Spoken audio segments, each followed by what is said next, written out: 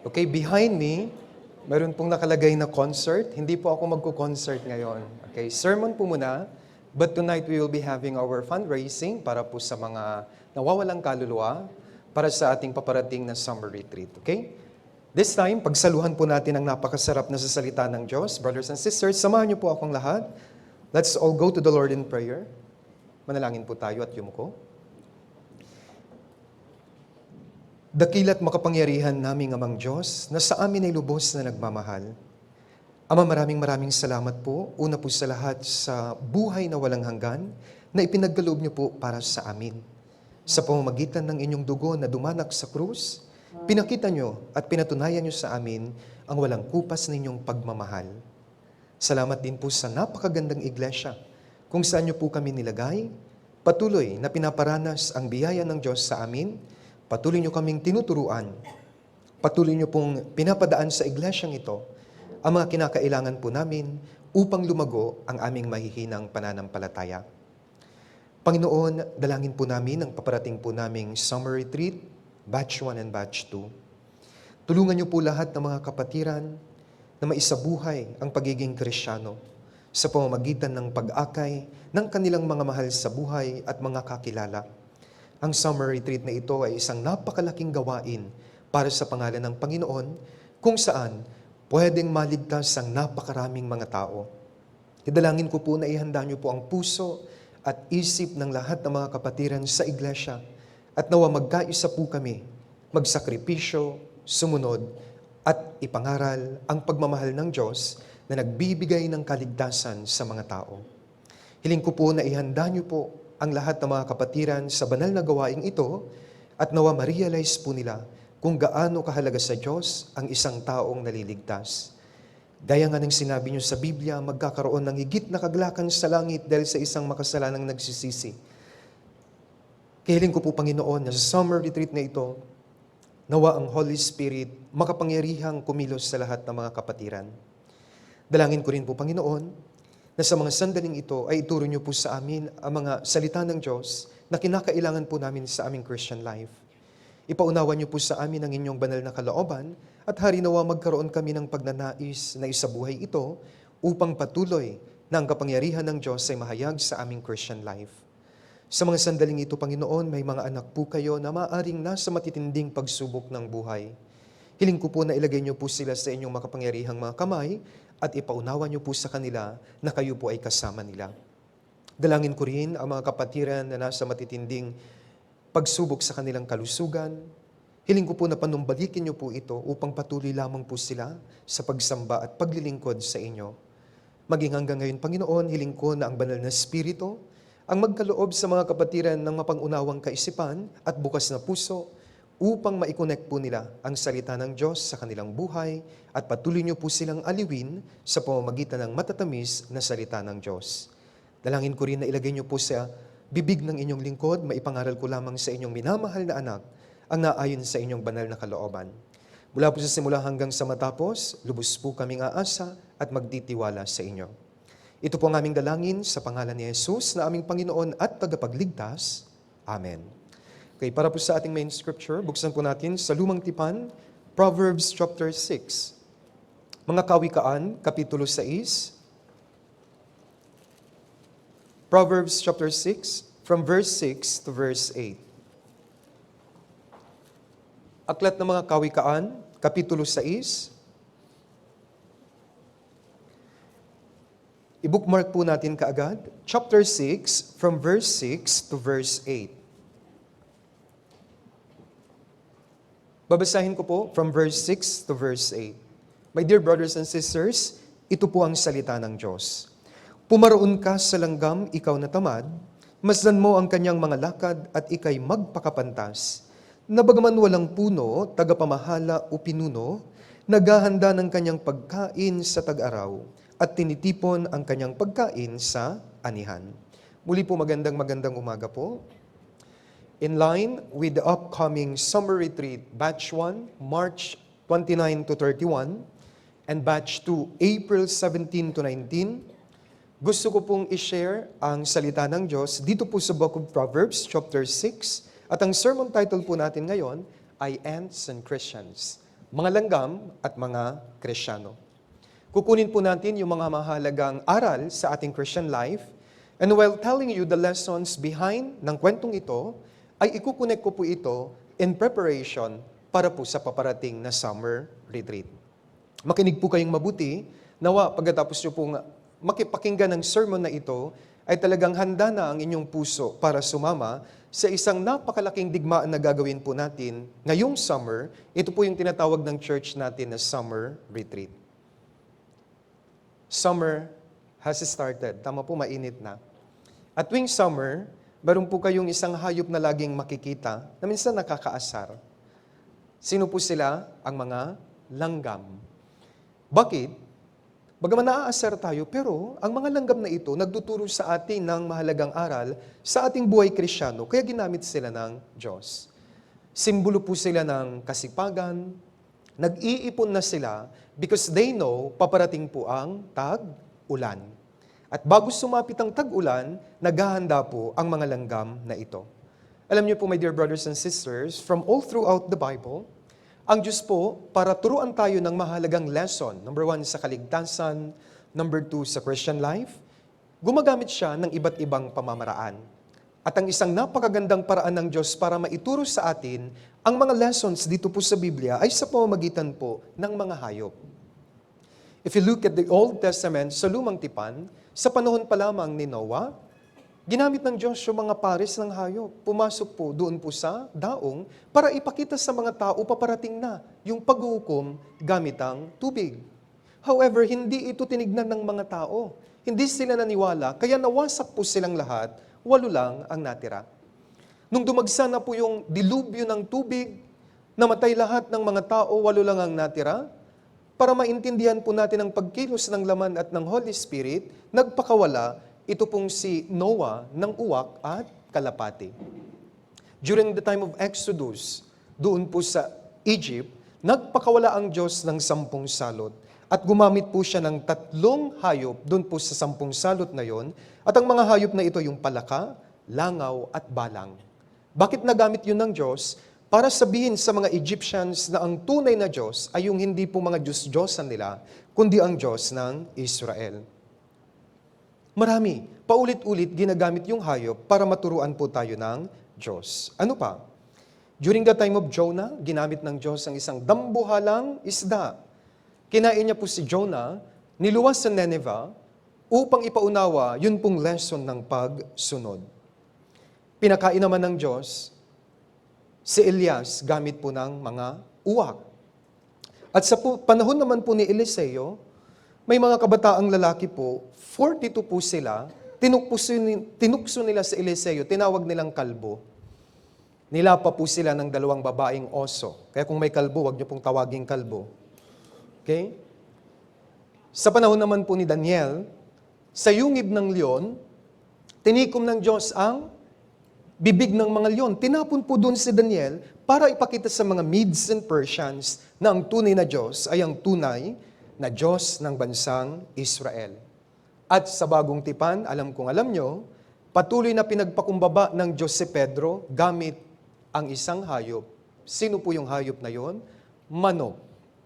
Tuwing tumitila ukang manok, naaalala ni Pedro kung paano niya ikinaila 3 times si Jesus Christ, pero naaalala rin niya kung paano siya tinanggap muli ng Diyos at binigyan ng panibagong pag-asa. Lahat tayo nagkaroon ng panibagong pag-asa nung na-born again tayo, meron na tayong chance na i-correct ang mga mali natin noong una. Kasi sa pamamagitan ng maraming hayop, ginagamit ito ng Diyos para turuan tayong mga anak niya ng mahalagang lesson para sa ating buhay Kristiyano. Para mas maintindihan, tignan po natin sa Book of Job. Job, chapter 12, verse 7. Alam po natin ito. During the Bible seminar, lagi po itong ginagamit na talata. Job chapter 12, verse 7. Job chapter 12, verse 7.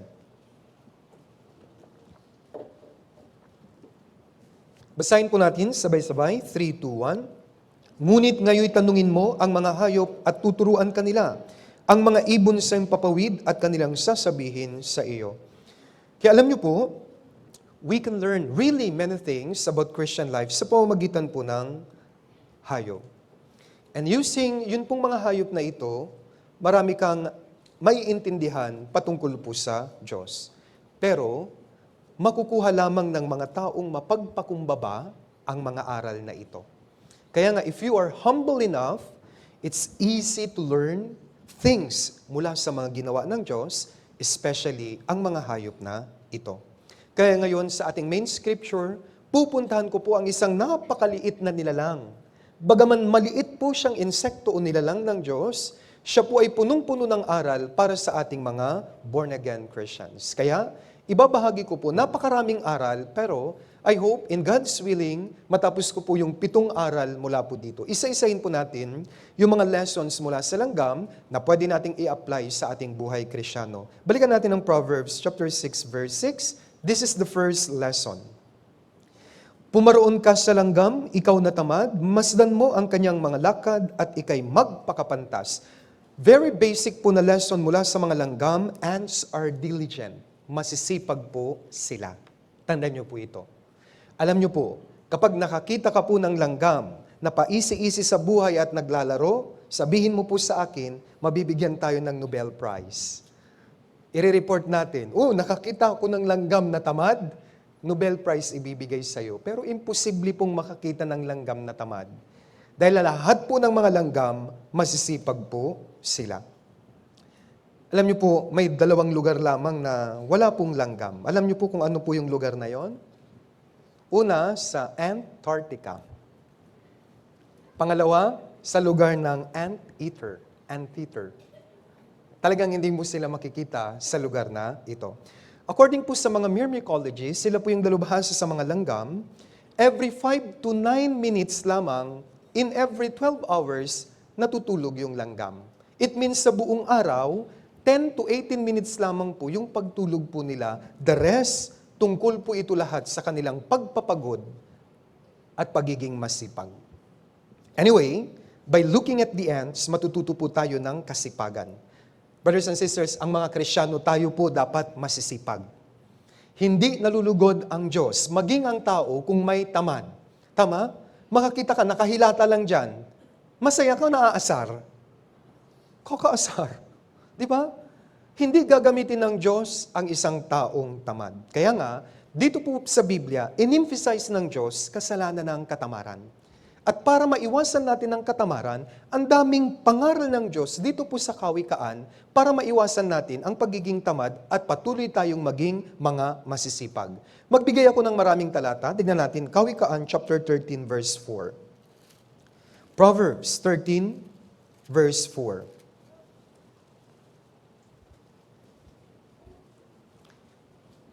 Kawikaan 13 verse 4.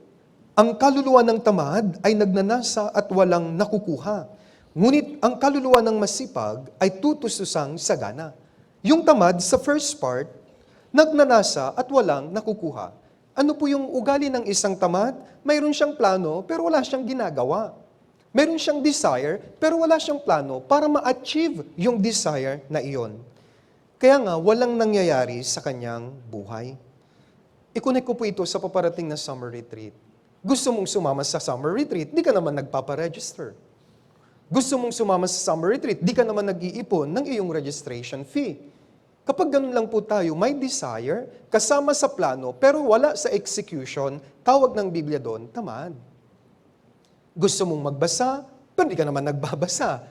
Nananatili lang na desire. Gusto nyong magbago sa Christian life, wala ka namang ginagawa para magbago.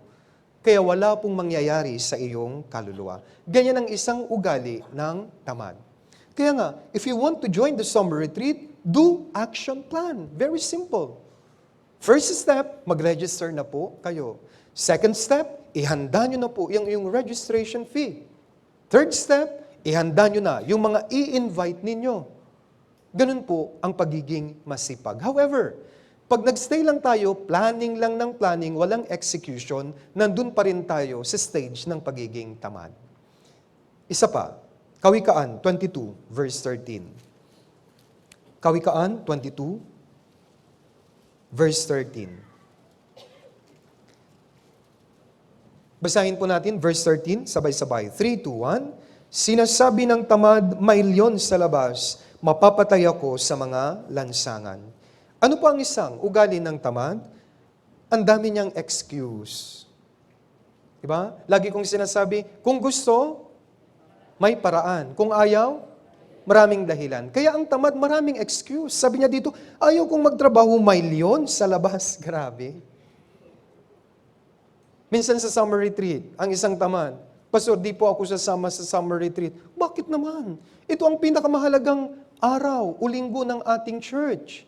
Kasi mayroon akong pet, kawawa yung dog ko. Kasi hindi siya makapunta. Isang lugar po inalagaan ko. Laging summer retreat, ayaw nilang pumunta. Pag summer retreat, ini-invite namin sila at ng mga kapatiran. Anong lagi nilang sinasabi? Yung baboy po namin, Pastor. Yun ang inaalala nila, mga hayop, hindi yung kaluluwa nila. Laging may dahilan. Di raw sila makapunta sa summer retreat kasi may alagang baboy. Sabi ko, kung kinatay na natin, di makasama ka na. Tama? Laging may dahilan. Yung iba, Pastor, hindi ako makakasama sa summer retreat kasi it's so hot. Siyempre, summer yun. It's very uncomfortable. Wow.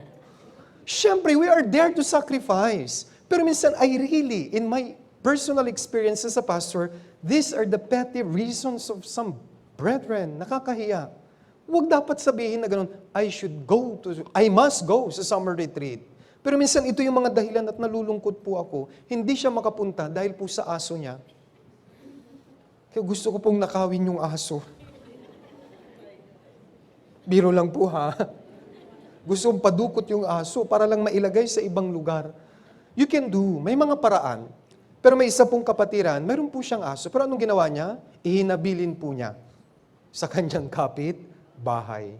Pinakain na lang po ng mga kapit bahay. Because may desire siyang pumunta. Ulitin ko, maraming dahilan kung ayaw mo talaga. Sabi dito, yung lazy, always they have their own excuse. Sa summer retreat, hindi po pwede yung mga ganong excuse. Isa pa, Proverbs 19, verse 24. Proverbs 19, verse 24. Ibinabaon ng tamad ang kanyang kamay sa pinggan at hindi niya ibabalik pa sa kanyang bibig man lamang. Remember, yun pong kwentong pambatang 1, tamad. Ano pong ibig sabihin ng verse na ito? Wala siyang progress. Ito po yung lagi niyang sinasabi, kahit wala ako doon, gagawin naman ito ng iba. Yes. Kaya ayaw niyang sumama sa summer retreat kasi marami namang gagawa kahit wala ako doon. Mali.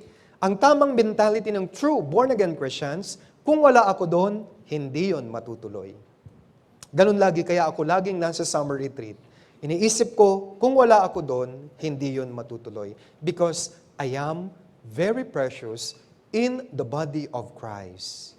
Kung wala yung isang parte ng katawan ni Kristo, ang function po ay napakahina.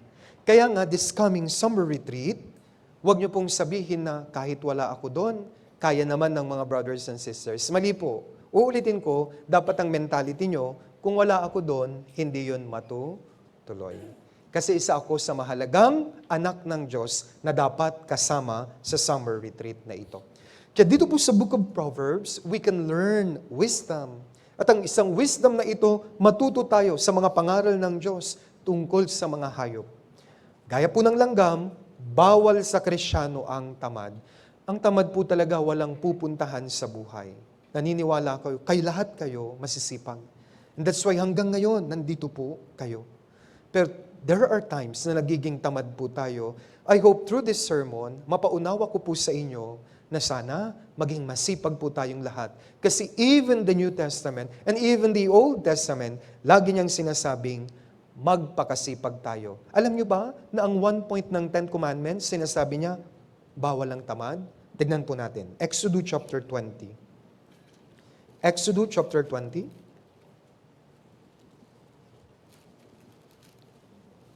Verse 9 and 10. Exodus chapter 20, verse 9 and 10. Exodus 20, verse 9 and 10, babasahin ko po. 6 na araw kang gagawa at iyong gagawin ang lahat ng iyong gawain. Ngunit ang 7 araw ay Sabat sa Panginoon mong Diyos. Sa araw na ito ay huwag kang gagawa ng anumang gawain, ikaw o ang iyong anak na lalaki, ang iyong anak na babae, ang iyong aliping lalaki, ang iyong aliping babae, ang iyong mga baka, ang dayuhang nasa loob ng iyong mga pintuan. For 7 days, 6 doon, kailangang magpagod, magbanat ng buto. What does it mean? Kailangan nating magtrabaho. Kailangan nating kumilos. Kailangan nating magpakasipag. Or else, walang mangyayari sa ating buhay Kristyano. I-connect ko ito per group. Men's group, dapat masisipag tayong nagtatrabaho. Kahit mag-invite ka, kung wala kang trabaho, paano sila maniniwala? Of course, exemption, yung mga retired na po. Pero kung napakalakas mo at ayaw mong magtrabaho, wala ka namang karamdaman, paano ka ngayon mag-i-invite? Halimbawa, yung asawa mo unbeliever pa, sasabihin, punta tayo sa retreat. Anong sasabihin niya? Magtrabaho ka muna. Hindi siya maniniwala. Women's group, kailangan masipag po kayo sa bahay. Before you go sa church, dapat po naayos mo muna lahat sa bahay. Bago kayo pumupunta upang sumamba, dapat malinis at organize ang bahay. Huwag niyong iwanan ang bahay niyo na napakarumi. Paano makikinig yung unbeliever na husband kung puyat siya, halimbawa panggabi siya, pag uwi niya sa bahay niyo, ang dumi, hindi ka naglinis, then nandito ka, never po silang maniniwala. Sa mga estudyante, nakikiusap ako, mag-aral kayong mabuti. Dapat masipag tayo sa school, sa gawain sa bahay, para pag in-invite mo ang iyong parents sa summer retreat, madali na silang sumama. Yes po, maraming kapatiran ganyan ang sinasabi, ako maglalaba ma, makapunta ka lang sa summer retreat. Kaya nilabahan niya, di pa niya alam maglaba. It's okay, sinampay niya, mabaho pa rin. But the desire was there. Nakita ng nanay niya, talagang yung anak ko gusto akong makasama. Sige, punta na nga ako. Kaya simpleng tiyaga, simpleng sipag, pwede nating ipakita sa kanila na desire natin, makapunta po sila. Huwag masisira ang inyong testimony na sasabihan kayong tamad. Minsan, it breaks my heart kapag may mga house visitation at maririnig ko sa mga parents, ay, pastor, sa church nyo, masipag yan. Pero dito, ay, nakahilata lagi. Wala po akong mukha na ipakita. Makikiusap ako, dapat kung anong sipag natin sa church, dapat masipag din po tayo sa mga gawaing bahay. Please, pakiusap ko po yun para may power ang ating pag-i-invite sa kanila sa summer retreat. Kung noon, hindi ka ganon, mag-umpisa ka na mamaya pagdating mo. Kunin mo na lahat ng labahan. Kayo naman, may mga washing machine kayo, madali na lang, di ba? I-run mo na kaagad. Pati hindi pa marumi, i-run mo na. Tignan natin. Sasama po sila. Kaya dapat masipag po tayo. At yan din ang habilin ni Pablo sa mga Kristyano. Romans, tignan po natin. New Testament, Romans 12 verse 11. Romans chapter 12, verse 11.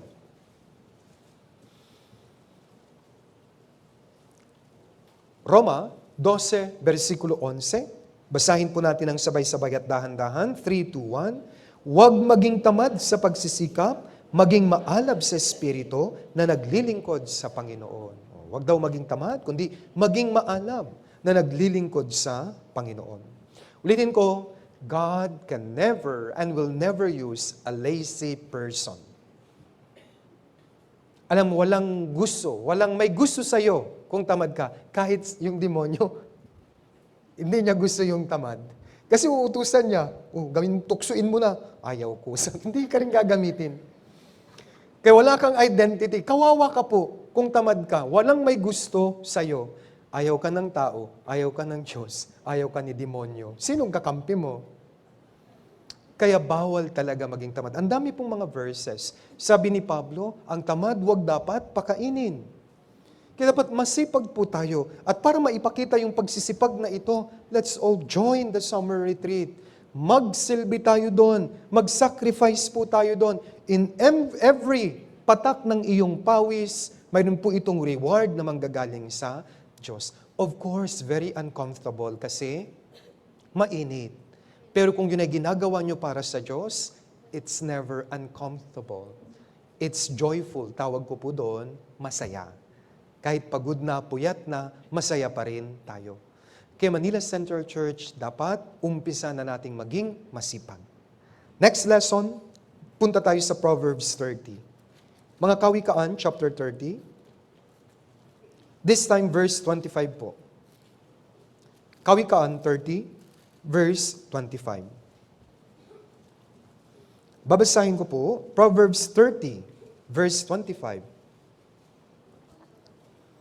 Ang mga langgam ay hindi malakas na sambayanan, gayon may nag-iimbak ng kanilang pagkain sa tag-araw. Anong ibig sabihin? Dahil ang mga langgam maliliit sila at mahihina, they value the spirit of unity. Nagkakaisa po sila. Yan ang pangalawang araw. As born-again Christian, we must know the importance of unity.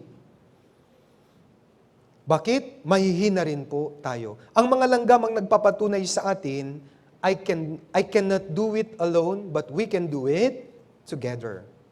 Pinapaalala ng mga langgam sa atin, Christians united are strong, however, Christians divided are weak. Kaya nga dapat nagkakaisa po tayo. Wala kang langgam na makikita na siya lang mag-isa. Minsan mag-isa yan kasi may mga kasama siyang hindi mo pa nakikita. They go in group. They always, yung lakad nila, magkakasama po sila because they know, maliliit sila, weak lang sila. Isang tiris lang natin pwedeng mamatay sila. But, sama-sama po sila para ma-achieve po nila yung kanilang gawain. Ganon din po sa church. We always emphasize, you can never do it alone. But, pag nasa church tayo at sama-sama, we can do it together at doon may power ang Diyos.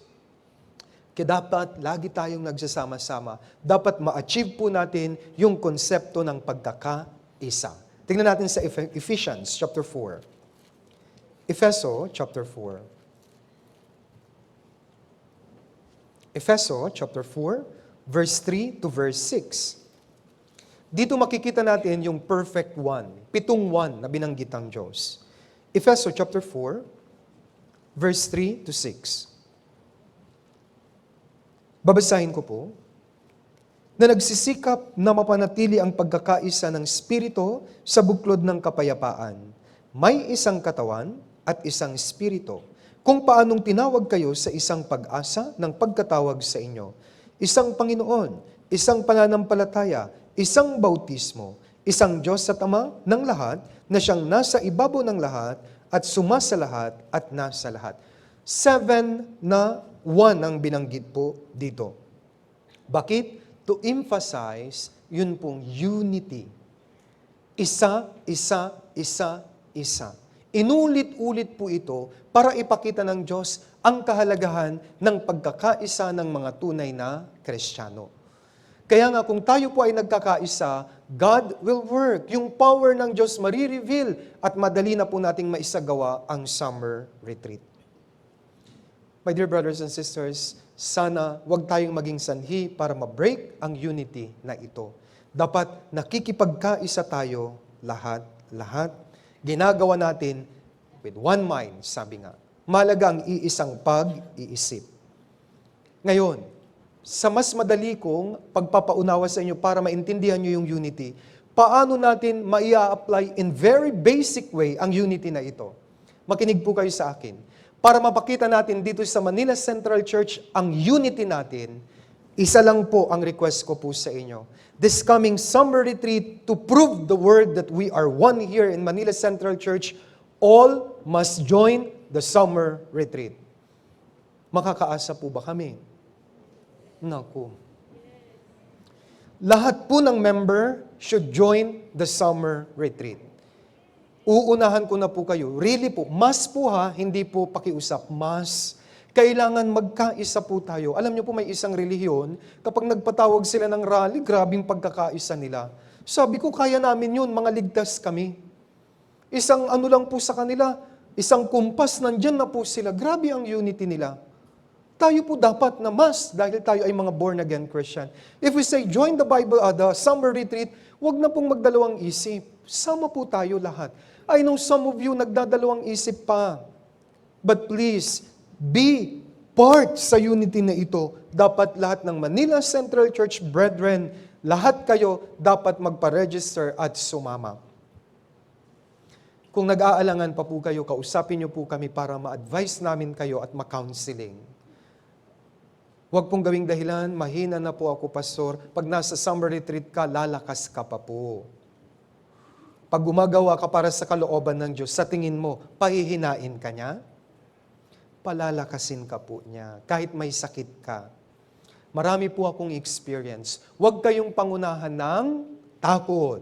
Pag may unity we can achieve, yun pong gawain ng Diyos. One mind. At yan din ang sabi ni Pablo, kung may one mind tayo, may papangaral natin ang Ebanghelyo. Para maintindihan nyo, Philippians chapter 1. Philippians chapter 1, verse 27. Philippians chapter 1, verse 27. Isa po ito sa napakahalagang talata sa Biblia. Philippians 1 verse 27, basahin po natin sabay-sabay. 3, 2, 1. Ang inyo lamang pamumuhay ay maging karapat-dapat sa Ebanghelyo ni Kristo, na kahit ako ay dumating na at kayo'y makita, o wala man sa harapan ninyo, at mabalitaan ko ang mga bagay patungkol sa inyo, na kayo'y naninindigan sa isang spirito, na may isang isipan na magkakasamang nagsisikap para sa pananampalataya ng Ebanghelyo. Para sa Ebanghelyo, we must have one mind. Dapat iisang pag-iisip. Dapat isa lang ang patutunguhan ng ating pag-iisip. Why? You are what you think. If you think you are beautiful, yes, you are beautiful. Kahit alam mo na. If you think you are sick, magiging sick ka po talaga. Yes po, kasi yun na iniisip mo eh. But if we think for the gospel, yun ang iisipin natin. Paano ko makakapag-evangelize? Ngayong summer retreat, iisa po. Ang isip ng mga tunay na Kristiyano, nag-prepare po sila for this coming summer retreat. Ano ito? Para maligtas yung mama mo, yung papa mo, yung asawa mo.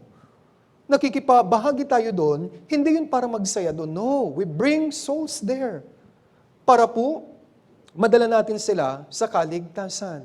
And for this purpose, ang daming nakikipagkaisang kapatiran. Kung titignan nyo sa likod ko, may concert for the lost. Lahat ng Manila Central Church dito nagtutulong-tulong para maidaos mamaya from 7 to 8:30 ang concert na ito. May mga kapatiran sa choir na halos mawala na ang boses, pagod na pagod. Umuuwi na po sila ng late. Why? Mayroon po silang pagkakaisa para maihatid ang fundraising na ito. Our women's group, meron silang ginawang pagtitinda, may fund na po sila. High school group, young adult group, and this time, choir, sumasama lahat ng group para maipakita yung pagkakaisa. At ako po ay napakasaya sa bagay na ito. If you see the church is united, it's a reward among pastors and ministers. Nakakasaya, nakakatouch ng puso kapag nakikita po namin, you work together para sa isang dahilan, para sa pagliligtas sa mga kaluluwa. At ngayon pa lang nagpapasalamat po ako. Ganito po dapat mag-isip ang mga Kristiyano. Ang isip natin kung paano pa maliligtas ang mas maraming tao. Kaya don't miss the chance. Dalhin mo na si Papa, si Mama mo. Mag-pray ka mabuti, yung plano mo, gawan mo ng action plan, and then you engage the church. Yung evangelism, di mo yun magagawa, pero magagawa natin kung sama-sama tayo. And that's why you must ask for prayer requests. You must ask for visitation para ma-visit po namin sila ng mga cell group leader, para maingganyo po sila na pumunta sa summer retreat. And sometimes we use our material resources.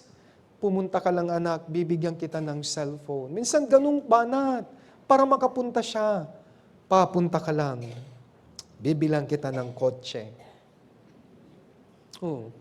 Kung kaya mo naman, gift mo na lang sa kanya, pag naligtas siya, mas mahal ang kaluluwa ng papa mo kaysa sa buong mundong ito. Yan po ang sabi sa Biblia. Dahil sa isang kaluluwang ito, kapag naligtas, nagpapalakpakan ng mga anghel sa langit. Alam niyo po ba iyon? That's why we have one mind to achieve the salvation of many people sa pamamagitan ng pangangaral ng Ebanghelyo. During the summer retreat, we preach the gospel. And this is the purpose of our life. Awit 118 verse 17, hindi ako mamamatay, kundi mabubuhay at ang mga gawa ng Panginoon ay isasalaysay. The reason kung bakit buhay pa tayo ay para maligtas sa mga mahal nyo sa buhay. Manampalataya ka, ikaw at ang iyong buong sambahayan ay maliligtas. Who knows this summer retreat, maa-achieve mo ang Acts 16:31 sa buhay mo.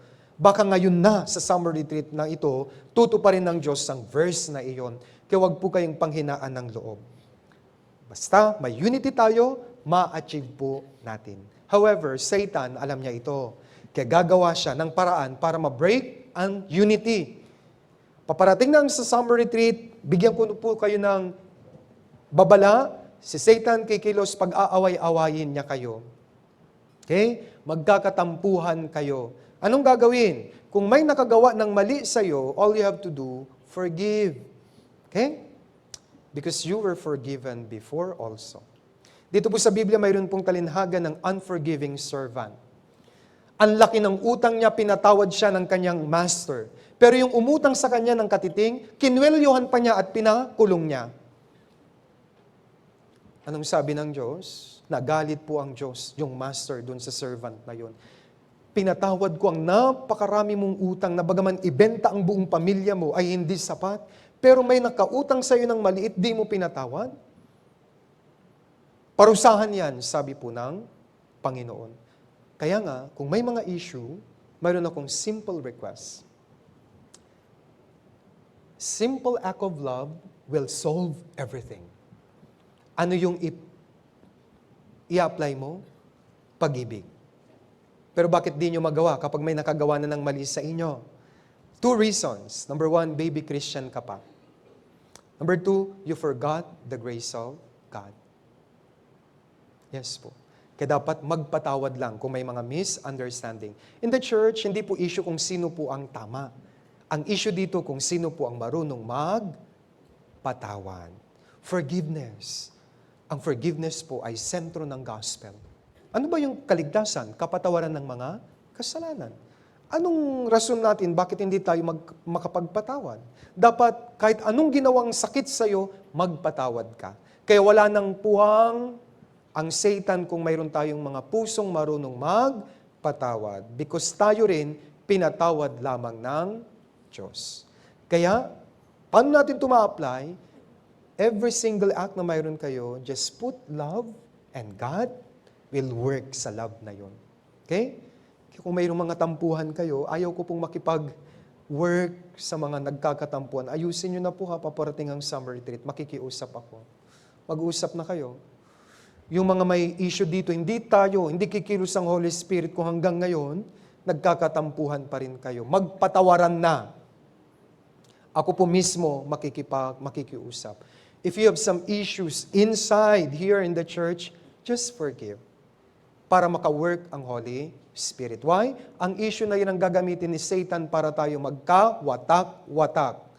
A kingdom divided, sabi ni Kristo, will not stand. And that's why we must have unity. Yun ang isang pakiusap ko para makakilos ang Holy Spirit. Gaya ng mga langgam, nagkakaisa sila. Tingnan maliliit, pero kaya nilang buhatin ng malaking bagay. Yes, unity. May tubig po na malakas ang agos, magdidikit-dikit po yan para maitawid po nila yung kanilang binubuhat. Yes, makikita nyo po ito sa mga langgam. Kung may napakalaking insekto, kakagatin nila lahat at imumove po nila, kayang-kaya nila. Ang ganda po ng concept ng unity sa kanila. Kaya ito na isulat sa Biblia para makunan natin ang aral. Kaya dapat magkaisa po tayo. Isang Diyos, isang pananampalataya, isang bautismo, isang pag-asa. Dapat isipin natin to isa. We are one in the Lord. I think isa yun sa kakantahin ng choir mamaya. Abangan po ninyo. Okay? Preview lang po. Pangatlong aral, Proverbs 6. I-bookmark nyo po, babalik-balikan natin. Third lesson. Kawikaan chapter 6 verse 8 naman po. Proverbs 6 verse 8. Naghahanda ng kanyang pagkain sa tag-araw at tinitipon ng kanyang pagkain sa anihan. Ano po ito? Ants prepare for the future. Naghahanda po sila sa hinaharap. And that's why, if you look at our retreat bank sa kaliwa, itong Proverbs 6, from verse 6 to 8 ang nilagay namin. Mag-ipon tayo. Ang mga langgam nag-iipon sila ng pagkain para mayroon po silang makain tuwing tag-ulan kasi hindi na po sila makakagawa tuwing tag-ulan. Kaya nga, I think yung mga brothers and sisters, hulog lang ng hulog, mag-ipon kayo. Pera nyo po yan, para yan sa registration fee ninyo. Because without yung pag-iipon, mahirap. Gusto ko pong maisip nyo po, tingnan nyo po ha, let's say, 10 kayo sa family nyo na nandito. Hindi nyo yun kayang i-provide na minsanan yung registration fee nyo. Halimbawa, 500 times 10. O di problemado ko, 5,000. Ilang kabang bigas na to. Hirap na hirap ka ngayon. Pero di mo yun mapapansin kung 2 months, 3 months before, nag-iipon ka na. Kaya kami nagpagawa niyan para yun sa inyo. Yan po ay konsepto at wisdom from the book of Proverbs. Sulat ito ni Solomon, full of wisdom po siya. Ang mga Kristiyanong wais, nag-iipon sila para sa kanilang summer retreat. Kumusta ang ipon mo, brother and sister?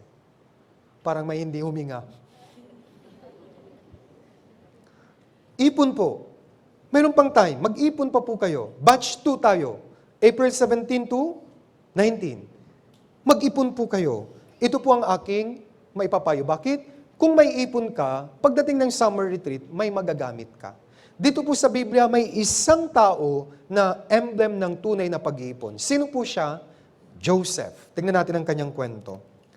Genesis chapter 41.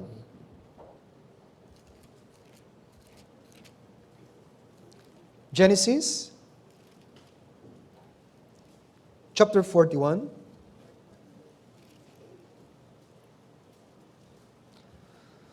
Verse 55 to 57. Bago ko po basahin, bigyan ko po kayo ng background. Si Joseph, pinakita ng Diyos yung mangyayari sa future. Nireveal na sa kanya na magkakaroon po ng 7 years masaganang pag-aani at 7 years na taggutom. Kaya wisdom po niya, during the 7 years na pag-aani, mag-ipon na tayo. Buong daigdig po magugutom. Dahil sa kanya, na-save ang buong daigdig. Dahil sa konsepto niya at wisdom niya ng pag-iipon. Verse 55 to 57. Nang ang buong lupain ng Ehipto ay nagutom, ang taong bayan ay humingi ng pagkain sa Faraon. Kaya't sinabi ng Faraon sa lahat ng mga Ehipsyo, pumunta kayo kay Jose. Ang kanyang sabihin sa inyo ay inyong gawin. Yamang ang tagutom ay lumaganap sa buong lupain. Binuksan ni Jose ang lahat ng kamalig at ipinagbilis sa mga Ehipsyo sapagkat matindi ang tagutom sa lupain ng Ehipto. Bukod dito, lahat ng mga taga-ibang lupain ay dumating upang bumili ng trigo kay Jose sapagkat matindi ang tagutom sa buong daigdig. Dahil nag-ipon siya, anong sinabi ng Pharaoh? Go to Joseph. Ganon din po dapat. Dapat mapuntahan tayo ng mga hindi ligtas. Dapat may ipon tayo para magamit natin para po sa kanila. Without yung wisdom ni Joseph ng pag-iipon, patay po sila lahat noon. Severe po yung tagutom noon. The whole world, sabi po dito. Kaya sa kanya pumunta ang mga tao at naligtas po sila. Bilang born-again Christians, we must be like Joseph. Pwedeng sabihin ng Diyos sa mga tumatawag sa kanila, go to this sa anak kong ito. Sa anak kong ito. Pumunta kayo, matutulungan kayo ng anak kong ito. Kaya dapat may ipon po tayo. I-connect ko po ito sa ating summer retreat. Sa summer retreat, kailangan may ipon din po kayong hindi lang para sa registration, ito po yung ipunin nyo mula ngayon para mabaon nyo sa summer retreat. Mag-ipon po kayo ng pagmamahal, ng pagpapasensya, ng pagtsatsaga. Dapat nasa puso po natin yan, kapag na-trigger, maibigay natin. Okay? Mag-ipon kayo ng maraming pananampalataya, ng maraming pag-ibig, para yun ang pwede nating gamitin sa summer retreat. Alam nyo po, isa po sa na-discovery ko sa mga langgam, yung pagmamahalan. Tignan nyo po ha. Do you know that yung mga langgam may 2 silang stomach? Yung isa para sa food, yung isa para sa kanilang emergency plan. Kung may nagugutom, iluluwa po nila yon at i-share nila sa iba. They feed one another. Lalo na yung walang kakayahan at maliliit at nanghihina, iluluwa nung langgam yung ipon niyang food sa kabilang stomach niya at i-feed niya sa mga nangangailangan. Wow! May ipon siyang pagkain sa kanyang stomach. Kayo po, anong ipon niyo sa stomach ninyo ngayon? Huwag niyong gagawin ngayon, naka-aircon tayo. Okay? Huwag po. At kung ginawa mo, hindi ka naman aamin. Dapat may ipon tayo. Ang langgam sa stomach, may ipon siya. May dapat tayong ipon sa puso natin. Makikiusap ako, women's group, dahil mainit sa kitchen, mag-ipon kayo ng mahabang pasensya. Mahabang pagmamahal. Okay? Lahat po ng pupunta sa retreat, dapat nasa puso natin ito. And once na matrigger, please, you give it. You share it. Alam nyo, mahalaga ito. Personal experience ko sa church na ito. Really, this is really my motivation. Nung bago po ako, naramdaman ko ang pagmamahal nila. Really, they love me so much. Inakay nila ako, pinagtulong-tulungan nila ako para maligtas ako, itinayo nila ang aking Christian life. Kaya ito po yung panata ko sa aking sarili. Time will come na ako naman na magbibigay, dapat hindi ako mabigo. Kaya kahit may makagawa sa akin ng mali, anong isusukli ko? Pagmamahal. Why? I receive so much love. That's why I can share this love. Tandaan po natin ito. Ang dami niyong na-receive from your salvation up until now. Wala kayong na-receive na pagmamahal ng Diyos sa church o wala? Ang dami, di ba? Ang dami na nating na-receive. At kung mature ka na, it's your time to share love. Bakit di mo kaya? It means immature ka pa talaga. Kapag may problema na nagagalit ka, you are still immature. Kapag ikaw po ay puno ng pagmamahal na natanggap sa church, kahit may magsabi ng hindi maganda sa'yo, you just exchange, hindi words. You exchange love. Because marami ka ng ipon. Naramdaman mo na yun, ikaw naman ang magmahal. Kaya ano po ang payo ko po sa inyo? It's better to give. Lagi. Okay? You give love. It's not issue. Kahit marami tayong, sometimes our ideas do not meet together. Walang issue yun. Ang mahalaga, sino ang nagmamahal? Sino ang nagpapatawad? You. It's hard for you to give it because maybe, hindi mo nare-realize kung gaano ka minahal ng Diyos at hanggang ngayon ang dami-dami mo nang na-receive na pagmamahal. Ako rin po, I have received so much love. Kaya sabi ko, kahit may makagawa ng mali sa akin, ibibigay ko lang yung pag-ibig na ito. Sino ang panalo? Ako. Because I shared love. Yun po yung simpleng payo ko po. In the church, all you have to do, since you receive love, you share it. Inaalaw po ng Diyos yung mga instances wherein may mga nagbabanggaan. Why? Tinitignan ng Diyos ikaw. Tingnan ko nga, na-receive mo na yung love, pwede mo bang ibigay this time? But most of the time, we fail. And that's why gusto ko pong ituro sa inyo. Since you receive so much love from God and from the church, it is your time to share love. Do it sa summer retreat, starting today. Mag-share tayo ng love sa summer retreat. Tulungan natin, kahit may mga hindi makalakad, buhatin natin. Kung malayo yung kanyang tulugan, samahan natin. It's so touching. Kapag nakakita po akong may mga lumpo na binubuhat, wow, yung mga brother, pinagkakaisahan nila. Pinapasan niya yung hindi makalakad na kanyang biyanan. Natatouch po ako. Ito po yung mga simbolo ng work ng Holy Spirit. Kaya pwede po ba? Ipunin niyo na yung pagmamahal. Kayo naman po ang magmahal, ha? Ang bata, hingi lang ng hingi. Tama mali. Pero nag-mature na. Hingi pa rin ng hingi o ako naman. Siya naman. Lahat tayo nung bata, hingi lang tayo ng hingi. Ang maayos na anak, anong pangako niya? Ma, pag ako magkatrabaho, stop ka na ako ng bahala. Pagagawan kita ng mansyon. Tama mali. Yun ay kung maayos kang anak. Kung hindi, wala kang pakialam. Bahala ka sa buhay mo. Ganun yung mga walang kwenta, pasensya na po. Pero kung may kwentang anak at matuwid na anak, ano ang isip niya para sa kanyang mga magulang? In due time, ako naman po ang magpaparamdam ng pagmamahal nyo sa akin. Kasi nung pinag-aaral nyo ako, pati yung kalabaw, binenta nyo. Pati yung lupa natin, sakahan natin, binenta nyo. Ngayon nakagraduate na ako naman. Di ba ganun ang isip natin? You have received so much love from God and from the church. This time, let's share it.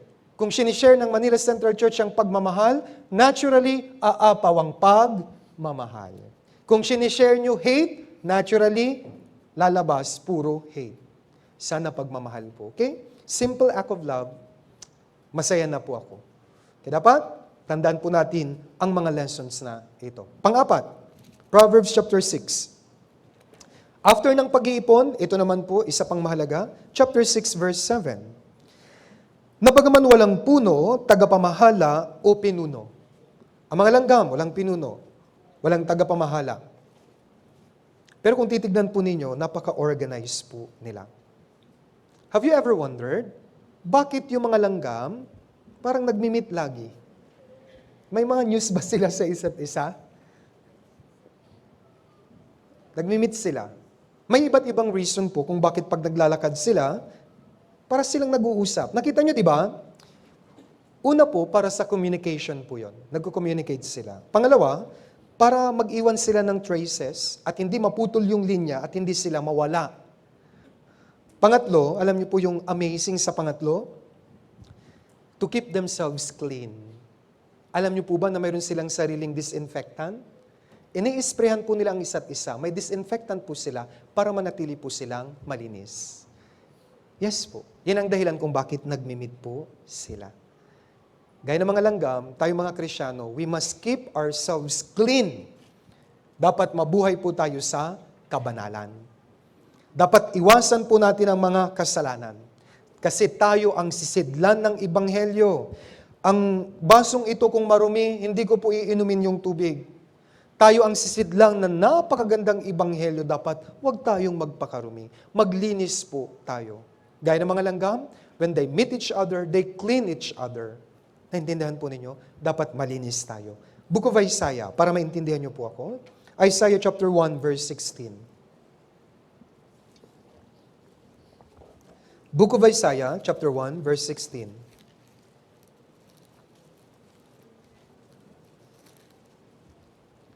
Isaiah chapter 1, verse 16. Maghugas kayo ng inyong sarili, maglinis kayo, alisin ninyo ang kasamaan ng inyong mga gawa sa aking paningin, tumigil kayo sa paggawa ng kasamaan. Save na po tayo. Kung mayroon pa rin kayong mentality, natubos naman na lahat ng aking mga kasalanan, di okay nang gumawa ng kasalanan, it's a sign na hindi ka pa talaga naliligtas. Truly saved Christian, bagaman makagawa sila ng kasalanan, they do their best to avoid. Kaya ano po yung sanctification? We separate. Umiiwas tayo sa kasalanan. To be cut off from sin. Need po doon ng inyong pagsisikap. Kaya kung alam mong mali, humiwalay ka na. And you know what? One way para makaiwas sa kasalanan, summer retreat. Imagine, kung wala ka sa summer retreat, yun po ay holiday. Anong gagawin mo? For sure, baka nasa beach ka na. Kung ano nang ginagawa mo dun, mga kasama mo, unbeliever, mag-iinuman na kayo doon. For sure. Kaya nga, iniiwas kayo ng Diyos sa mga maling gawain ng sanlibutan ito. And that's why summer retreat nandun tayo. Pag nandun ka, makakaiwas ka na talaga sa kasalanan. If you have free time, delikado. Gagamitin ni Satan yan para makagawa kayo ng kasalanan. Look at David. It was the time in Israel before para makipagdigma. Hindi siya pumunta. Nagpahinga siya. Doon niya nakita. May isang babaeng naliligo. Pangalan, Bathsheba. Nangalunya po siya. At para pagtakpan ng pangangalunya, pinapatay po niya yung asawa ni Bathsheba. Nagsimula yon nung wala siyang ginagawa. Kasi sa summer retreat, sama po tayo. Para naturally, yung sanctification, mahiwalay ka sa maling barkada. Mahiwalay ka sa mga kaibigang nag-uudyok sa iyo ng masama. Pag nasa summer retreat tayo, ang kasama mo mga brothers and sisters, kaya nga, natural, napapahiwalay ka sa kasalanan. Gaya ng mga langgam, naglilinis sila ng sarili, dapat malinis tayo. Paano tayo makakaiwas sa marumi? Hiwalayan mo yung marumi. Simple lang naman po. Iwasan mo yung masama. Simple lang. At para makaiwas ka, kailangan mo ang church. Dapat sama-sama po tayo. Ikalawang Korinto, tingnan natin para mas maintindihan. 2 Corinthians, chapter 6, verse 17. First, basahin ko muna sa verse 15. At anong pagkakasundo mayroon si Kristo kay Belial? O anong bahagi mayroon ng mananampalataya sa hindi mananampalataya? Anong pakikipagkaisa mayroon ng templo ng Diyos sa mga Diyos-Diyosan? Sapagkat tayo templo ng Diyos na buhay. Gaya ng sinabi ng Diyos, ako'y mananahan sa kanila at lalakad sa gitna nila. Ako'y magiging kanilang Diyos at sila'y magiging aking bayan. Verse 17, basahin po natin sabay-sabay. 3, 2, 1. Kaya nga lumabas kayo sa kanila at humiwalay kayo, sabi ng Panginoon, at huwag kayong humipo ng anuang bagay na marumi at kayo'y aking tatanggapin. Walang pagkakaisa, sabi ng Diyos, ang liwanag sa dilim. Never po talagang magsasama ang liwanag sa dilim. Ang Belial, yung mga Diyos-Diyosan at ang Diyos, hindi yan magsasama. Ang mananampalataya sa hindi mananampalataya. Kaya nga ano po ang sabi ni Pablo, kaya nga humiwalay kayo sa kanila. Avoid them. Pero hindi ko naman po sinasabing parang mga righteous tayo because sometimes nami-misinterpret ito ng mga kapatiran. Pag uwin pa naman niya sa bahay, o mga marurumi kayo, alis kayo dito, patay tayo, magagalit sila. Kayo mga hintil, huwag gagawin yun. Makikisama tayo for the sake na ma-evangelize sila. Pero yung maling ginagawa, yun po yun, huwag mo nang tularan. Huwag mo nang gayahin. Kaya nga sa summer retreat, sama po kayo para mapaiwas kayo sa mga outing. Kasi kapag holiday season, nag-outing po sila. Inuubos nila ang pera nila, nagsasayang sila ng time. Ang tunay na Kristiyano, wala na tayo sa stage na yon. Anong sabi ni Pedro? Sapat na ang nakaraang panahon sa paggawa natin ng kasamaan. Ngayong ligtas na kayo, gugulin nyo na ang natitirang panahon ng inyong buhay sa kabutihan. However, may mga tao po, nagsasabing Kristiyano na sila hanggang ngayon, patuloy pa rin sa paggawa ng mga karumihan, sa kanilang mga bisyo. Nakakahiya po yun sa Diyos. Kung ako sa inyo, lalo na matanda ka na, ikaw naman, huwag kang tumandang paurong. Tumatanda na, kaunti na yung oras, gagamitin pa yung oras sa paggawa ng kasalanan. Unimaginable. Ang mga naligtas po, ako po naligtas when I was 26 years old. Now I am 27. I was 26 years old. Isa lang po ang sinabi ko, I live without God for 26 years old. It was wasted. Kaya nga sabi ko, ngayong ligtas na ako, I will use every year for my Lord and Savior Jesus Christ. Ganun po dapat tayo lahat. Look at the world around us, magulo na, malapit na pong mag-rapture. Mamaya, kung may time ako ituturo ko, dapat handa na kayo, anytime pwede na pong mag-rapture. Ang kilos ng politics ngayon, at ang mga world leader, it points na po, papunta na tayo sa Armageddon War talaga. Before that, rapture will come. Kinakikiusap po ako, mag-isip na po tayong mabuti. Ha? Okay? Kaya sana po, sundan natin ang aral po sa mga langgam. Magpakalinis. Bakit? Ito ang payo po ni Juan. 1 John, tingnan po natin. Dahil malapit na ang rapture, ito po ang payo niya. 1 John, chapter 3, verse 2 to 3. Unang 1. Malapit po yan sa dulo ng Biblia. Unang 1, chapter 3, verse 2 to 3. Ito po ay napakagandang payo sa kanya. I will read from verse 2 to 3. Mga minamahal, ngayon ay mga anak tayo ng Diyos at hindi pa nahayag kung magiging ano tayo. Nalalaman natin na kung siya'y mahayag, tayo'y magiging katulad niya, sapagkat siya'y ating makikita bilang siya. Verse 3, basahin po natin. 3, 2, 1. At sino mang may ganitong pag-asa sa Kanya ay naglilinis sa kanyang sarili, gaya naman niyang malinis. Kaya dapat magpakalinis tayo. Ano po yung nagpaparumi sa atin kasalanan? Ano pa? Kung nakikisama kayo sa mga grupong hindi naman ligtas. Okay? Mga grupong ginagamit din ng salita ng Diyos. May mga retreat din po yung mga yan, pero hindi sa kaligtasan. Mga retreat na hindi ito ang Diyos ang may gawa, gawa lang ng tao. Alam niyo po bang karumihan sa inyong spirito kung nag-church kayo at nakikisama kayo sa mga denominasyon na walang kaligtasan? Ito po ay dumi sa inyong spirito. Kaya sana, ligtas na tayo, wag na kayong sumama pa sa mga hindi ligtas. Karumihan yon. You have, isa lang ang Diyos. Isa lang bautismo, isang pananampalataya, brothers and sisters. If you are really saved, you will discern. Mali yung mga grupong yan. Bakit? You have the power of the Holy Spirit. May verse ba ako? John 16, para maintindihan nyo.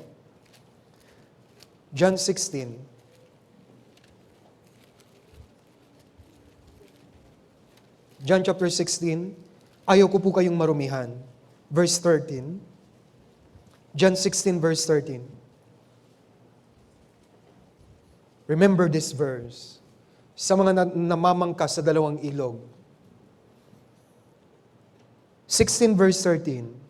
Subalit kapag dumating ng Espiritu ng katotohanan, papatnubayan niya kayo sa buong katotohanan, sapagkat hindi siya magsasalita ng mula sa kanyang sarili, kundi ang anumang bagay na kanyang marinig, iyon ang kanyang sasabihin at kanyang ipapayag sa inyo ang mga bagay na darating. The Holy Spirit is the Spirit of truth. And if you know the truth, you will discern yung mali. Kaya ang Holy Spirit mismo magsasabi, mali ang ginagawa mo, sumasama ka sa mga grupong hindi pa ligtas. Pero pag di mo yun na-discern, isang bagay, maybe you don't have the Holy Spirit yet. Tandaan niyo po ito. Minsan, may mga nagsasabi after ng Bible seminar, ang isang sign na hindi pa niya naintindihan, ito yung sinasabi sa akin. Ligtas na po ba? Masaya pa ako. Anong sagot? Pareho lang naman po. Doon po na-disappoint na ako. Hindi pa niya naintindihan. Isa lang ang ebanghelyo, hindi maraming ebanghelyo. Isa lang, hindi yan pareho. Isa lang ang tunay, ang pareho, peke. Tama mali? May isang genuine, pero napakaraming peke. Kaya nga kung alam mo na yung totoo, gagabayan ka ng Holy Spirit kasi Espiritu ng katotohanan. Someone who has the Holy Spirit will not engage sa mga lies, sa mga mali. Kaya madidiscern mo po yan. Kaya nga, ang mga kapatiran, majority, alam nila ito. I have the Holy Spirit, I can discern kung may mali. Dahil kung sasama ka sa iba, kung ligtas ka na, marurumihan ka po. Anyway, the Holy Spirit, magagalit siya sa iyo. Sasabihin niya, mali yan. Kaya nga, anong gagawin ng Holy Spirit? Kung ligtas ka talaga, papaluin ka niya. May discipline mula sa Diyos. Kaya sana, maintindihan nyo, if you are saved, you have discernment. Naiintindihan mo na mali at tama. Sino magsasabi dito, mali yung church natin? Kung sasabihin mo mali yung church natin, may problema ka po. We preach the gospel, true salvation, maraming naliligtas, kayo mismo nagbago na. Yan ang emblem ng pagiging tunay po natin. However, kung marami ka pang grupo, hindi mo pa ma-discern yung tama, baka wala pang Holy Spirit sa inyo. Kaya mag-ingat po kayo sa bagay na ito. Kasi nga ang isang Kristiyano, kung nakikisama siya sa ibang mga grupo, karumihan yon. Sa last days ito po, Apocalypse, tignan natin para maintindihan nyo. Revelation, chapter 22, verse 11. Mayroon na pong pagkakahati. Revelation, chapter 22, verse 11. Ang masama ay hayaang magpakasama pa, at ang marumi ay hayaang magpakarumi pa, at ang matuwid ay hayaang magpakatuwid pa, at ang banal ay hayaang magpakabanal pa. Sa last days, malaki na po ang pagkakaiba. Kung ikaw pa rin ay nananalawa, hindi, wala. May problema ka. Yung mga saved talagang magsasama-sama na sila, at yung mga unsaved sila rin na magsasama-sama. Napakalinaw. Ang matuwid, mas magiging matuwid pa. Kaya nga, kung makikita nyo, baka nagtataka kayo, bakit laging busy ang church? Nahihirapan na ako. Mali po. Laging busy ang church kasi hinihiwalay ka na ng Diyos talaga. Nandun na tayo sa pagiging matuwid at matuwid pa. Ang mga ligtas nagsasama-sama na. At kung nabibigatan ka dito, baka hindi ka pa talaga part ng kaligtasan. Baka nandun ka pa, kaya gusto mo sa kabila. Yun ang isang senyales. Kaya sana i-check nyo po. Come to the summer retreat, join, and i-check nyo ang inyong personal na pananampalataya. We love you, and that's why we remind you. Bilang pastor, kailangan ko pong sana 100% ng Manila Central Church may full assurance ng salvation. If you know the truth, you will stick to the truth. Totoo po, ang may discernment, nasa kanyang Holy Spirit. Balikan natin ang Proverbs chapter 30. Proverbs 30 verse 25. Panglimang aral. Proverbs 30 verse 25. Ang mga langgam ay hindi malakas sa sambahayan, gayon may nag-iimbak ng kanilang pagkain sa tag-araw. Ang mga langgam, maliliit sila, hindi sila malakas. Pero di ba, kung nagulo mo po yung bahay nila, kakagatin ka nila. Di ba? Ano po yung lesson? They are fearless. Matatapang po sila. As born-again Christian, dapat matatapang tayo. Kasama natin ang Diyos. You know what? It's really wrong. If a born-again Christian ay may fear. Bakit? Ang faith ay kabaliktaran ng fear. Kung may faith ka, hindi ka matatakot. Kung wala kang pananampalataya, matatakot ka talaga. Ang mga langgam, di ba, alam niyo naman po ito, kakagatin ka niya kahit ang liit niya. Di ba, isang ganun lang natin, patay siya. Pero di siya aatras. Kakagatin ka niya, matapang po siya. Bilang born-again Christian, dapat matapang din po tayo. Alam niyo, matatapang tayo simply because we have the Holy Spirit. Di ba nasa Biblia yun? 2 Timothy. Tingnan natin, para maintindihan niyo.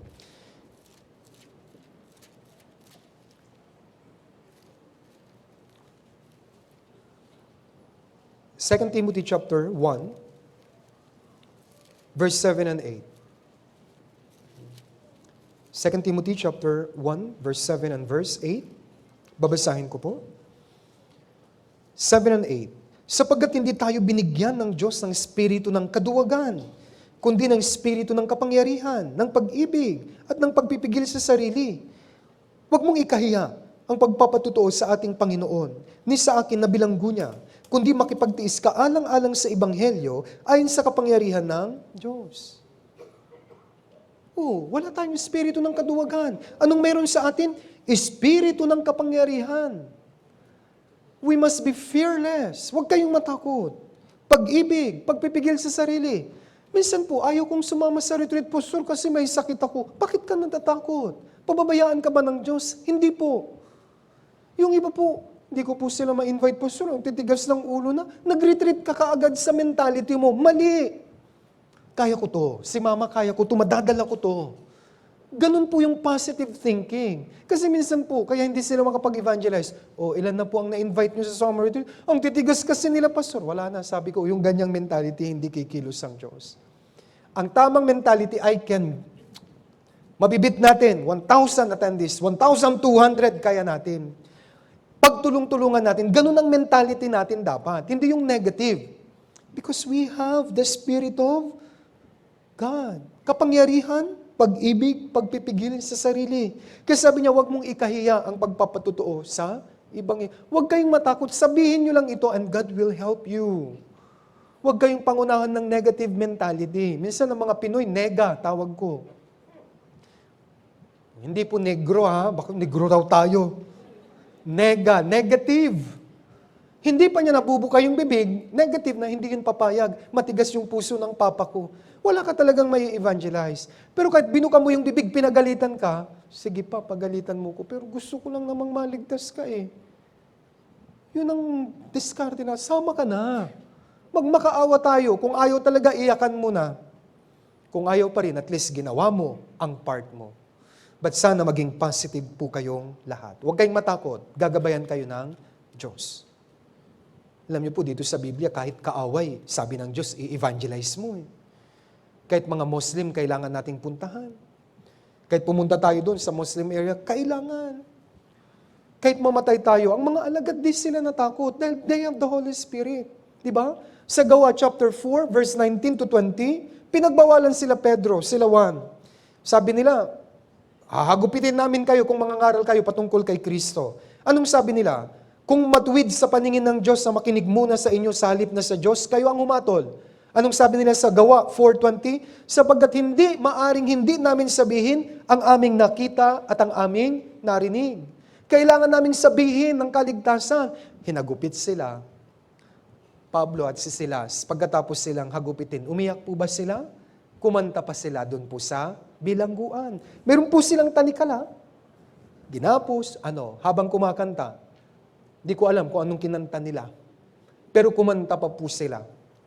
Then, nakalag ang mga tanikala. Nakalabas. Bumukas po yung mga pintuan. Ganyan kumilos ang Diyos. Kung ganun kumilos ang Diyos, hindi siya makakakilos sa atin. Mayroon po ba dito kinulong na dahil sa pangangaral ng ibang? Napakadali. Wala pong restriction ng pangangaral. Noon po, pinupugutan pa sila ng ulo, pero di sila nag-give up. Sa panahon natin, dapat maging matapang po tayo. Paano ko gagawin, Pastor? Matatakutin ako. Wala akong time, pero ang dami po dito sa Biblia. Gawin ko halimbawa yung tapang ni Esther. Okay? Si Esther po, siya yung paraan para maligtas yung mga Hudyo. Sa time niya si Haman, nakapagpapirma siya sa hari ng kasulatan na papatayin lahat ng mga Hudyo. Pero ang kanyang tiyo na si Mordecai nagsabi, Esther, kahit nasa palasyo ka, ito na yung paraan, manindigan ka. Kung hindi ka pupunta sa hari, papatayin tayong lahat. Pero noon, bawal pumunta sa hari kung hindi ka pinapatawag. May batas.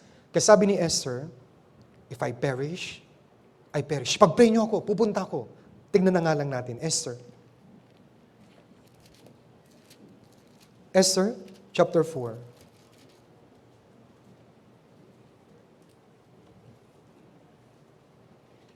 Esther chapter 4, verse 16. Ikaw ay humayo, tipunin mo ang lahat ng Hudyo na matatagpuan sa Susa at ipag-ayuno ninyo ako. Huwag kayong kumain o uminuman sa loob ng 3 araw, gabi o araw.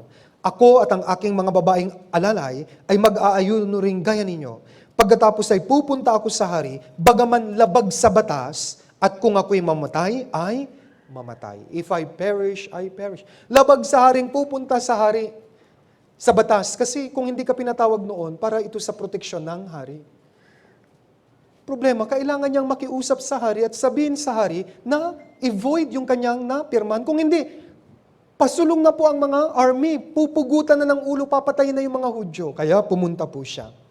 Dahil hindi siya natakot, alam niyong ginawa ng Diyos, tinilungan po siya ng Diyos. Alam niyo ba nung lumapit siya sa hari, dapat ang reaksyon ng hari doon, magagalit siya. Pero ito ang reaksyon ng hari. Esther chapter 5. Ang ganda po ng kwentong ito. From verse 1 to 3. Esther chapter 5 from verse 1 to 3. Nang 3 araw, nagsuot si Esther ng kanyang damit, pangreyna, at tumayo sa pinakaloob na bulwagan ng palasyo ng hari, sa tapat ng tirahan ng hari. Ang hari ay nakaupo sa kanyang trono sa loob ng palasyo at tapat ng pasukan ng palasyo. Verse 2. Basahin natin ito, mahalaga. 3-1. Nang makita ng hari si Reyna Esther na nakatayo sa bulwagan, nakuha ng Reyna ang paglingap ng hari. Kaya't inilawit ng hari kay Esther ang ginting setro na nasa kanyang kamay at lumapit si Esther at hinipo ang dulo ng setro. Tinanong ng hari sa kanya, ano iyon, Reyna Esther? Ano ang iyong kahilingan? Ibibigay ko sa iyo kahit kalahati ng kaaking kaharian. Ano po yung magandang kwento dito? Hindi nyo ba nare-realize? Tinulungan siya ng Diyos nung gabing yun, mukha siyang Miss Universe sa paningin ng hari. Siguro pagtingin ng hari, kumukutitap yung ngipin niya kahit wala pang close-up noon. Wala pang happy. Nabighani. Ang ganda po, ako po nai-inlove ako. Nabighani. Ibig sabihin, tinulungan ng Diyos si Esther kasi may tapang siya para iligtas ang mga Hudyo. He never siyang napahamak. Ganun din po sa atin. Kung maninindigan kayo sa evangelism natin, parang mapapahamak ka, huwag kang mag-alala, tutulungan ka ng Diyos. Minsan, may mga kapatiran tayo kahit mahal na araw may trabaho at binabantaan kayo ng boss nyo, kapag ikaw tinuloy mo yan, sisante ka na. Anong ginagawa nila? Tinutuloy po nila. Pag-uwi, yun, nasisante. Sabay pumunta sa akin, sakto, bahala ka. Pero ano po yung gawain ng Diyos? Sabi ko, maghintay ka lang. Pagkatapos nun, 1 linggo nakahanap siya ng mas magandang trabaho at mas malaki ang sahod. Bakit? Dahil nanindigan siya sa katotohanan. This coming summer retreat, huwag kayong matakot. Kahit yung business mo, isasara mo ng 4 na araw, 3 araw, don't worry. Pagbukas mo, 100 kaagad ang nakapilang customer. Because God, hindi ito biro. Ganyan kumilos ang Diyos. Ginawa niya kay Esther. Maging si Daniel. Daniel desired in his heart na hindi kumain ng mga maruruming pagkain. And then, yung eunuko na nag-aalaga sa kanya, nakuha rin niya yung lingap. Nabighani rin, kaya pinayagan po siya. If there's a will, God will make a way. If you really want to come and join the summer retreat, against all odds, tutulungan ka po ng Diyos. And that's why, come and see.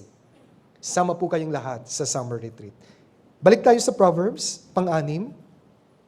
5 minutes, bigyan niyo ako ng 5 minutes para matapos. Proverbs, chapter 30, verse 25. Ang mga langgam ay hindi malakas sa sambayanan, gayon may nag-iimbak ng kanilang pagkain sa tag-araw. Ano yung next lesson? They persist in carrying heavy loads. Totoo po ito. Ang mga langgam, pinapasan nila kahit napakabigat. Alam niyo po bang kaya nilang buhatin 20 times ng kanilang bigat? Even bigger kaysa sa kanila. Di ba nakakita na kayo? Malaki, kaya niyang buhatin. Ganun po, pinapasan nila ang mabibigat na bagay. Ang isang Kristiyano, pinapasan natin ang krus at sumusunod tayo kay Kristo. Okay? Huwag kayong matakot panghinaan o huwag kayong matakot na mahirapan. Pasanin natin yung krus at sumunod tayo sa ating Panginoong Jesucristo. Dalin natin ang pasanin ng bawat isa. Tulong-tulong tayo. Kung ang isang brother hirap siyang i-invite yung mama niya, tulungan natin. May isang sister dito, women's group, humingi siya ng rescue para ma-invite yung buong family niya. Puntahan natin. Ganun po yung pagdadala ng pasanin ng isa't isa. Ang mga langgam, dala-dala nila, sama-sama. Cell group, iba-iba kayong cell group. Okay? Tulong-tulong po kayo. Pero kung may mahinang cell group, yung ibang cell group, to the rescue tayo. Yung isang cell group, 3 bus daw sila. Yung isang cell group, 2 bus daw po sila. Pag di nyo talaga ginawa niyo, magtatampo talaga ako sa inyo. Huh? Punuin natin. Sama-sama tayo. Pasanin natin ang bawat isa. Kaya para po maka-invite kayo, halimbawa may isang sister dun sa compound niya, hindi niya kaya mag-isa. Puntahan natin. I-explain natin yung retreat. Sama po kayo. I'm expecting after po ng concert, dire-diretso na po tayong kikilos. Mag-join tayo, cell group, sama-sama. We must carry yung burden. Okay? Wag lang isa, wag lang dalawa, sama-sama. Tingnan natin, Galatia chapter 6, verse 2. Galatia chapter 6, verse 2. Babasahin ko po. Galatia chapter 6, verse 2. Dalhin ninyo ang mga pasanin ng isa't isa at sa gayon ay matutupad nyo ang kautusan ni Kristo. Sama-sama tayo. Gaya ng mga langgam, buhatin natin. Kung ayaw niyang sumama, buhatin natin siya. Tingnan ko lang, ewan ko lang, ayaw niya. Buhatin natin. Di na yung makakapalag. Mapasama lang natin siya. And then yung mga task natin, buhatin natin pasanin natin. May kanya-kanya tayong task, tulong-tulong. Wag lang isang sister, isang brother, kaya siya nagre-reklamo. Minsan puyat na yan, hindi yan nakatulog. Kaya nga, ako muna sis, tulog ka muna, ako muna dito. Pag napansin nyo po na medyo wala na sa wisyo dahil pagod na, tumulong na tayo. Okay? Wag yung, ganyan talaga yan. Mali. Imbis sa pagtakpan at tulungan, diniin mo pa. Parang may sugat na masakit, ganun mo pa, oh. Mali. Pag may mali, takpan natin and then, rest for a while, ako naman ang gagawa. Tulong. Martial, women's group, cooking, yung mga rice, ang bibigat nun, men's group, buhatin po ninyo. Alalahanin nyo Galatia sa isdo, sabi ni Pastor, pasanin natin. Kuha ka nga lang po ng pot holder. Baka naman pinasan mo, wala kang pot holder. Sunog ang kamay mo doon. Minsan masigasig, mali. Pot holder, sige, bibuhatin natin. Kahit yung mga invite nyo, kung PWD, buhatin natin sa main hall. Ang sarap makakita ng mga ganun. Pinapasan ang pasan ng bawat isa. Okay? Gaya ng mga langgam. Buhatin natin sila para sila maligtas. Alam niyo po yung 2 gatasang baka sa Beth Shemesh? I don't have the time. Pero, nung sa Philistine, kinuha nila yung Ark of the Covenant, nagkaroon ng salot sa kanilang lupain, kaya gusto nilang ibalik sa Israel. Ano po ang anong ginamit nila? 2, milk cow, gatasan. Yung pong kakaano lang sa bata na cow at nagpapa-daddy pa. Pero iniwanan ng 2 cow na yun yung kanilang mga anak para dalhin ang kaban ng tipan sa Israel. At sa dulo sila po ay inialay at pinatay. Sino po yung 2 baka? Tayo po yun. We leave everything behind. Wala yung emosyon. Ayaw pumunta ng asawa mo. Nagsabi niya, pagbalik mo dito, hiwalay na tayo. But we do not care. Sumasama tayo. Hindi emosyon. Gawain ng Diyos ang mauna. And then, inialay natin ang ating sarili sa summer retreat.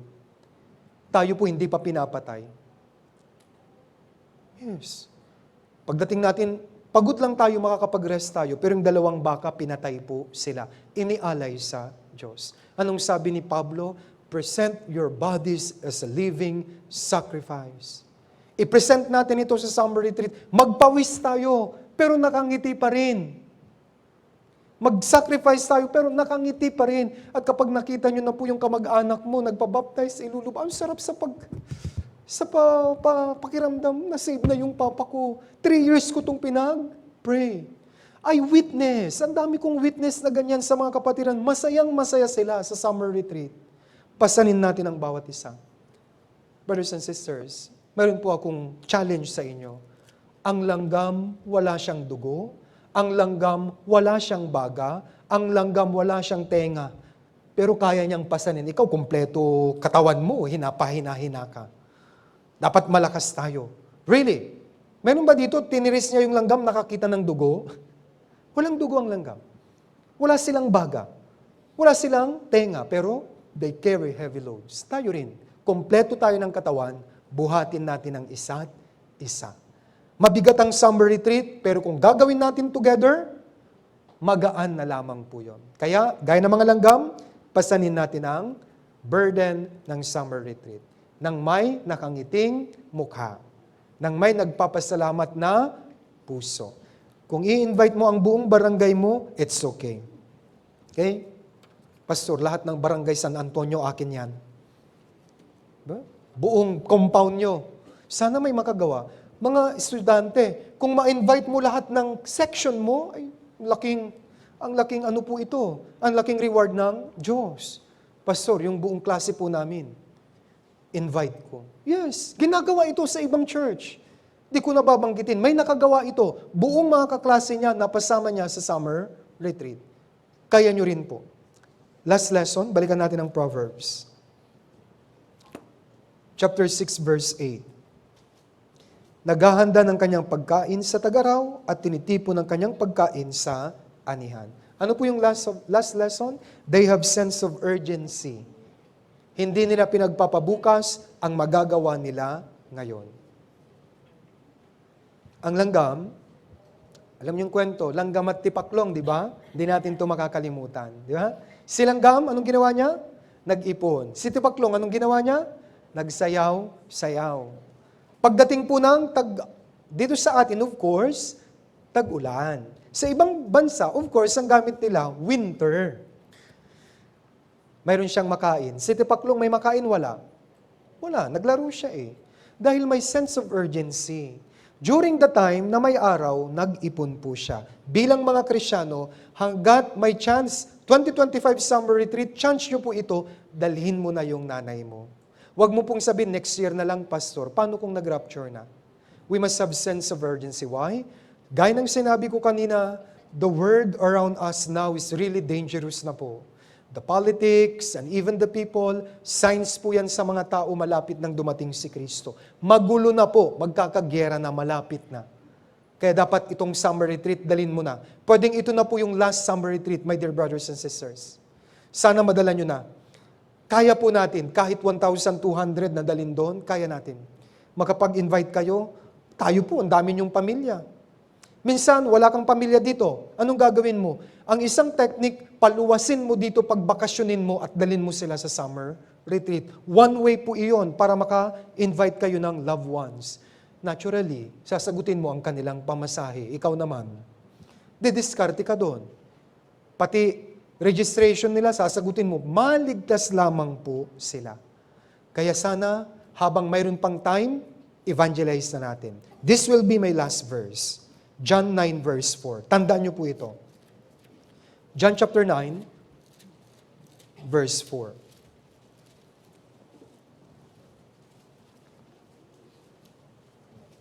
Huwag kayong mag-evangelize kapag nag-rapture na. Wala nang chance doon. Before the rapture, gawin na natin lahat. John 9:4. Basahin po natin, sabay-sabay, 3, 2, 1. Kailangan nating gawin ng mga gawa niyong nagsugo sa akin, samantalang araw pa, dumarating ang gabi at wala tayong magagawa. Hanggang may chance, gawin na natin. Huwag niyo pong hintayin na maghingalo pa yung kamag-anak niyo bago niyo i-invite. Okay, my dear brothers and sisters, Manila Central Church, makinig po kayong mabuti. This can be the last summer retreat, 2025 summer retreat. Kaya, yung mga mahal nyo sa buhay, pakiusap, dalhin mo na. Kaklase, kamag-anak, dalhin nyo na. At kahit kaaway, dalhin mo. Okay, kahit kaaway, dalhin mo doon. Kahit sino. Sabi ng Biblia, if every creature, sa bawat nilikha, masama yan, mabuti, bata, matanda, dalhin na po natin. I am expecting your full cooperation, my dear brothers and sisters, for the upcoming summer retreat. Batch 1, kung may mai-invite na kayo, pwede po.